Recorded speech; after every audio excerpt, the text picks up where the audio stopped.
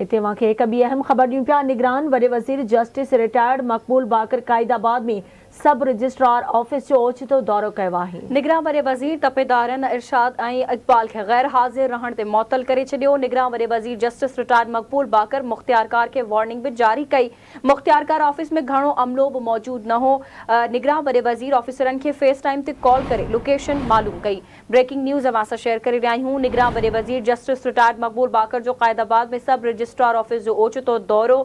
निगरान वॾे वज़ीर तपेदार अरशद ऐं इक़बाल खे गैर हाज़िर रहण ते मुअत्तल करे छॾियो।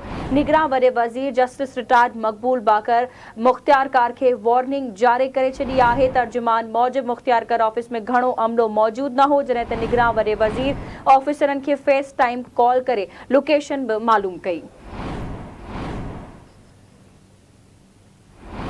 निगरान वॾे वज़ीर जस्टिस रिटायर्ड मक़बूल बाकर क़ाइदाबाद में सब रजिस्ट्रार ऑफिस जो ओचितो दौरो कयो आहे। निगरान वॾे वज़ीर तपेदारनि अरशद ऐं इक़बाल खे गैर हाज़िर रहण ते मुअत्तल करे छॾियो।